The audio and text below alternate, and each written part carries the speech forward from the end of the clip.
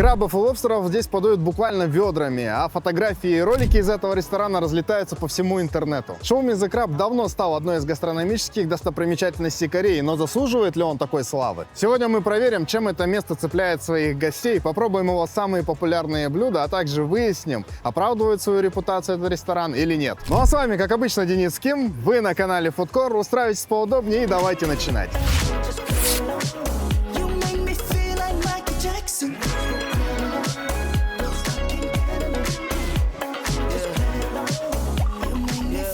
Смотри, сразу стена славы. Сколько было тут знаменитых людей.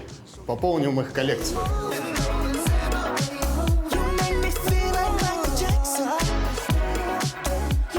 Итак, мы пришли в заведение, оно находится на районе Мёндон, это очень популярный, один, наверное, из самых популярных районов Сеула. Здесь обычно люди шопятся, но тут также очень много всяких заведений, где можно вкусно поесть. И вот, собственно, мы пришли в заведение Шоуми The Crab и уже сделали заказ. Меню здесь достаточно обширное, но при этом простое. Здесь несколько видов наборов, которые вы можете заказать. Они плюс-минус одинаковые, в зависимости только от количества, они сильно отличаются. Я имею в виду, что тут есть вариант на двоих-троих, на троих-четверых и более людей. И знаете, от этого зависит именно количество самих морепродуктов внутри, закусок и так далее. Мы взяли самый популярный Болин Трио, Болин Краб Трио. Там помимо самого королевского краба, мы его знаем как камчатский, там еще внутри лобстер, креветки и дополнительные закуски всевозможные. Ну и, конечно же, я попросил еще добавить соусы, которые именно они рекомендуют, то есть как ресторан. Давайте попробуем, уже буквально через 5 минут нам все это дело принесут.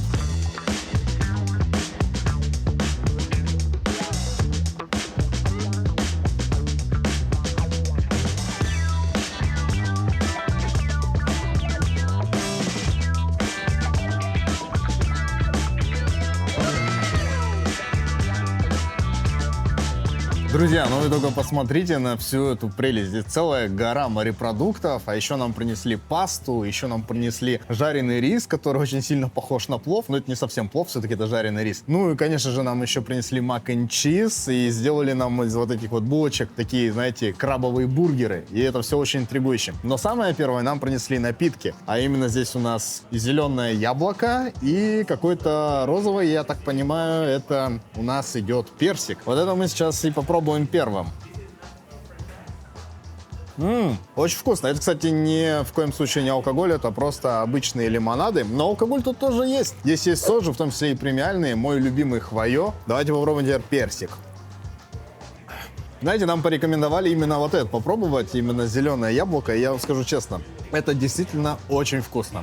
В меру сладко, газированно, освежает. Вот это мой фаворит. Но давайте приступим, знаете, теперь к чему? Приступим к пасте. Так, ну паста у нас с сыром, и здесь еще какой-то соус. Я не знаю, что это за соус, наверное, тоже какой-то их фирменный. Давайте попробуем. Пасту я люблю.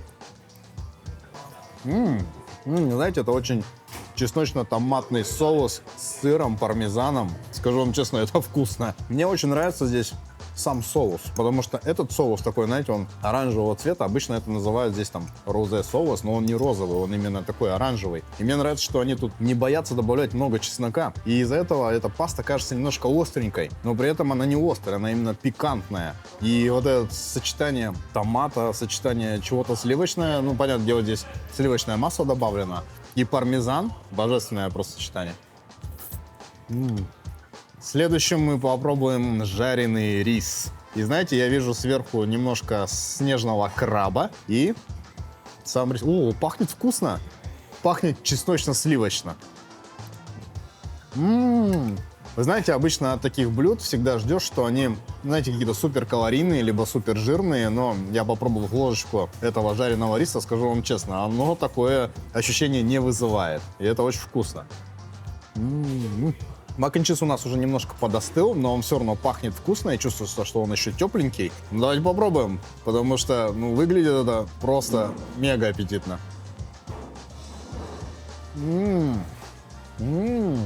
Здесь что-то посыпано сверху хрустящим. Мне это так нравится. И это не лук жареный, а что-то другое.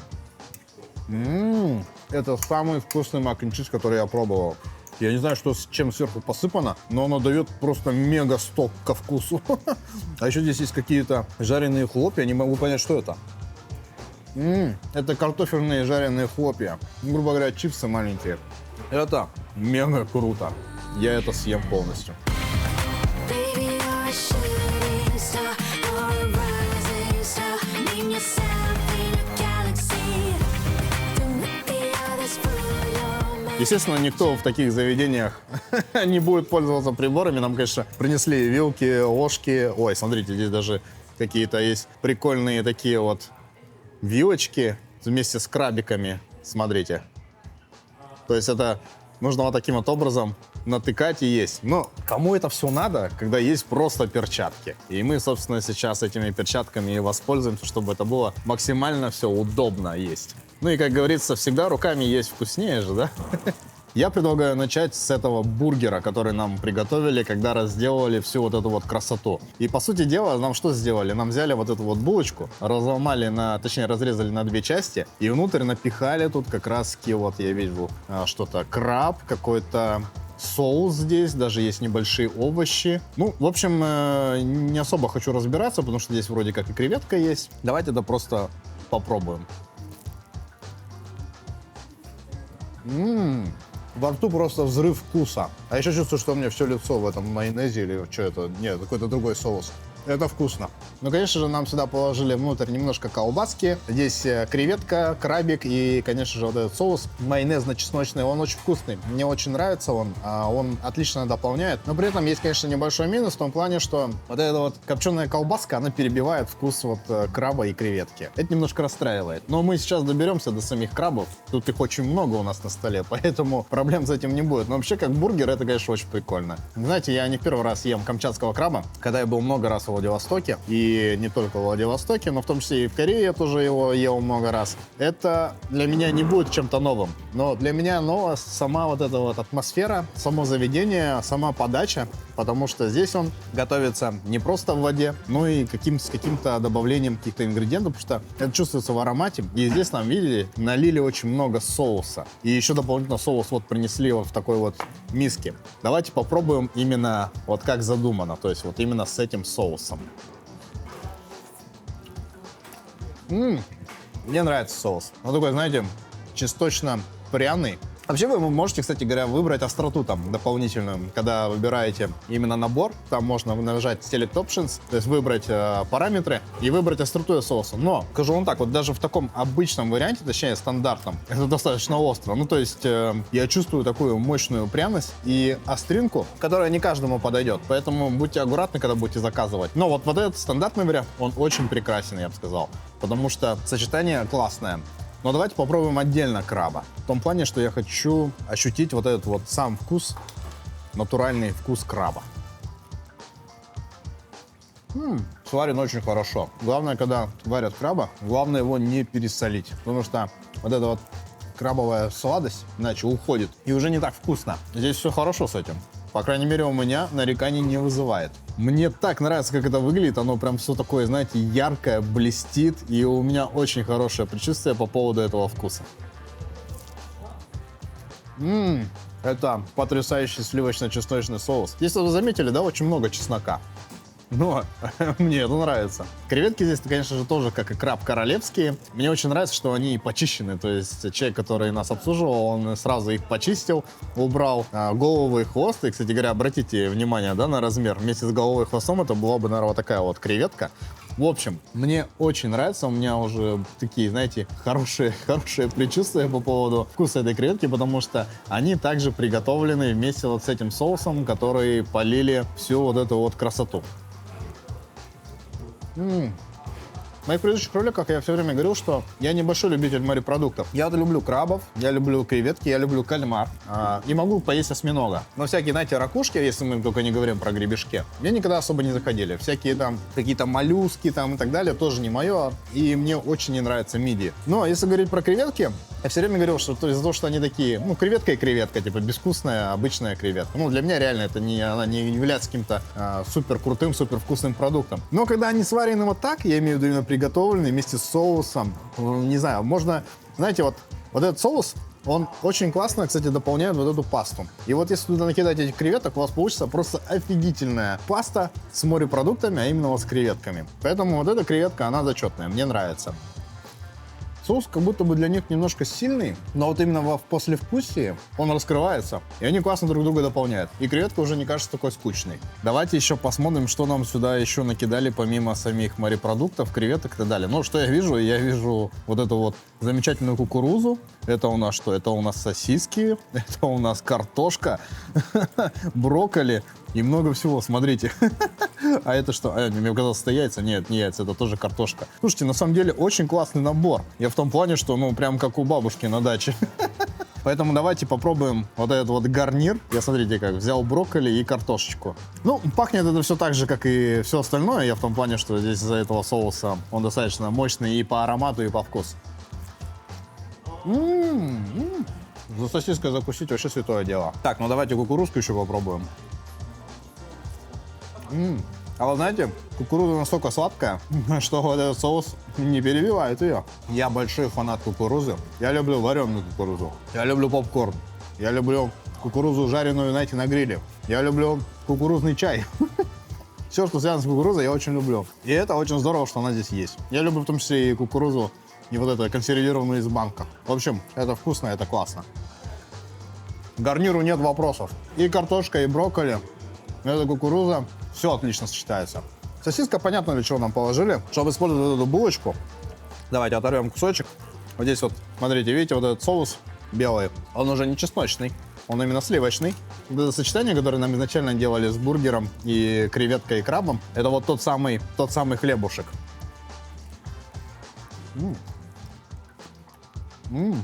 И вот этот вот майонезный коуслоу. Как будто бы уже и краб не нужен. Ну, давайте еще закусим креветкой. Ребят, это просто рай какой-то. Мне это так нравится. Просто потрясающе. Вот этот соус, кстати, я что-то недооценил. Вот он с креветкой. Помните, я говорил, что вот этот изначальный соус креветки достаточно, он такой, достаточно сильный. Но вот этот соус, он как будто бы уравновешивает вкус. И послевкусие прикольное. Не зря они его рекомендуют брать именно к этому всему. Я скажу честно, я в своей жизни не так часто ел лобстеров. И, по-моему, я ел всего лишь 2 либо 3 раза. И 2 раза было в Таиланде. И я понятия не имею, правильно ли они там и готовили, качественно, некачественно. Потому что, на самом деле, приготовить лобстер — это целая наука. Там его надо правильно разделать, правильно приготовить. Потом все это дело тоже правильно подать с правильным соусом. Ну, то есть заморочек очень много. Поэтому, если вдруг вы знаете, как это все дело выглядит, можете поделиться этой историей в комментариях, я хотя бы на будущее буду знать. О, спасибо. Но что примечательно именно в этом заведении, что нам порекомендовали именно макнуть в этот горячий их фирменный соус. Я вижу, что, ну, ребята заморочились, потому что когда его разделывают, его здесь как-то разрезают интересно и заранее подготавливают вот все остальные части, вот типа вот клешней, чтобы они именно были цельными. Ну, давайте попробуем. Я повторюсь, я не эксперт именно в поедании лобстеров, но почему-то я думаю, что мне понравится. А лобстер-то намного сочнее даже, чем краб. Это очень вкусно. Давайте попробуем теперь вот эту вот основную часть, я имею в виду из туловища. Если я вижу еще икра, так смотрите, какие куски. Я вот эту часть не буду макать в соус специально, потому что я вижу здесь икра, какие-то еще потрошки. И, не знаю, уместно ли будет сказать, что это выглядит вкусно. Ну, лично для меня вкусно. Давайте пробовать. Слушайте, лобстер — это вкусно. Все равно есть вот эти легкие отголоски того соуса, в котором нам это дело подали. Но, блин, это вкусно. Именно вкусно за счет вот этих вот штук. За счет вот этой вот икры, вот этой вот, я не знаю, как это называется. Но видите, я тут прям как пасту вот так ее выскоблевываю. И вот это вкусно. Вот берете вот так кусок, сверху вот так, и можно это есть. И вот это будет очень вкусно. Идеально. Даже соуса никакого не надо. Друзья, а вы знали, что вот этот королевский краб, ну, то есть камчатский краб, это на самом деле не краб. Вообще, это изначально рак. Да, друзья, я сам был в свое время удивлен, что на самом деле камчатский краб — это на самом деле какая-то там разновидность рака-отшельника. И знаете, что его выдает? Одна очень интересная биологическая особенность, а именно то, что у него всего лишь 6 лап, вот этих вот, знаете, длинных конечностей, за счет которого он и становится таким очень большим и огромным. В общем, на самом деле у крабов их 8, то есть по 4 с каждой стороны. Но вот у камчатского краба 4-го ряда нет, он там какой-то недоразвитый, он, по-моему, спрятан в панцире. В общем, я к тому, что это именно характерная особенность вот этих вот ракообразных, к которым он принадлежит. Друзья, я решил уйти до конца и попробовать все, что есть в меню. Естественно, там есть десерты, и поэтому я решил попробовать. Единственное, что я сегодня не попробую, это алкогольные напитки, потому что я и так их уже много раз пробовал, вы в моих роликах это видели. В общем, я выбрал главный десерт этого заведения, а именно жареное мороженое. Там прям так и написано в меню, что оно жарено снаружи, из-за этого хрустящее, но при этом кремовое и очень нежное внутри. И там есть два вкуса. Это шоколадный и йогурт. Но я попросил сделать мне половину такого, половину такого. Есть еще сверху какой-то крем и какая-то ягодка, смотрите. В общем, мы сейчас будем это пробовать. Я уже чувствую, какая она снаружи хрустящая. А еще нам полили шоколадом, вот эту вот именно часть шоколадную. Ну, пахнет мощно шоколадом. Давайте пробовать. Я чувствую, как шоколад течет по моему лицу. Слушайте, это так сочно. А еще что-то я откусил много. Это было холодно. Это не хуже, чем краб. Это очень вкусно. Так, надо пробовать срочно йогурт теперь. Я так подозреваю, вот эта вот подложечка зажаренная, но она, видать, скорее всего, готовится отдельно, а потом сверху кладется это мороженое. Но это так вкусно. Ну, йогурт и йогурт. Тут, ребят, уж извините, шоколад, на мой взгляд, вкуснее. Знаете, просто йогурт отдает какой-то кислинкой, а я больше именно сторонник сладкого вкуса. То есть кислинку я люблю, но не вот эту вот, знаете, йогуртовую кислинку. Мой выбор вот этот вот шоколадный вариант. Поэтому, если вы будете здесь что-то заказывать и дойдете до десертов и будете сомневаться, что бы вы хотели попробовать, я вам рекомендую попробовать именно шоколадное мороженое, потому что оно уж точно будет беспроигрышным вариантом. Первое, что бросается в глаза в данном заведении, это его дизайн. Я имею в виду оформление, потому что на стенах, что в меню, очень много всяких деталей, вывесок. Вот позади меня висят очень красивые автомобильные знаки. И это все работает, знаете, на такую атмосферу американского дайнера. Если вы не знаете, это такой формат заведений придорожных кафе. Наверняка вы их много раз видели в американских фильмах, либо американских сериалах. И знаете, каждая деталь этого дизайна, она работает на эту атмосферу. Даже мебель, вот она здесь просто красивая, фактурная. И все это создает, знаете, такой классный уют, ламповость. И просто здесь хочется и приятно находиться. Ну что, друзья, это было вкусно, это было сочно. У нас общий счет вышел на 152 тысячи вон. Это примерно 7150 рублей. Но я напоминаю, что я заказал большой сет на троих, где был краб, где был лобстер, где были креветки, куча дополнительных блюд, а также гарнир внутри, там, по-моему, 3 соуса еще шли к нему. В общем, было еще 2 лимонада, и я еще заказал жареное мороженое. Ну, как будто бы очень много, поэтому мне лично не кажется, что это дорого. Главное, что было вкусно. В любом случае, я рекомендую. В любом случае, было классно, это выглядит круто, это очень вкусно, ярко. И вот дедуля прошел мимо, спасибо за испорченный кадр. Я скажу честно, мне все понравилось, я в восторге. Единственный минус, который я могу выделить, это вот этот их фирменный соус, с которым они рекомендуют есть весь этот набор морепродуктов. Дело в том, что он достаточно сильный по вкусу, и в определенный момент вы просто уже не особо понимаете, что вы едите. Краба, лобстера, либо креветки, потому что он все приводит к одному знаменателю. Поэтому, что я вам могу сказать? Остальные соусы, которые идут в комплекте, они уже более сбалансированы и как-то эту проблему нивелируют. В любом случае, это было очень ярко, очень интересно, и самое главное, было очень вкусно. Но я напоминаю, что с вами, как обычно, был Денис Ким. Спасибо, что досмотрели это видео до конца. Обязательно поставьте лайк, если видео вам понравилось. Ну и увидимся с вами в следующих роликах. Всем пока!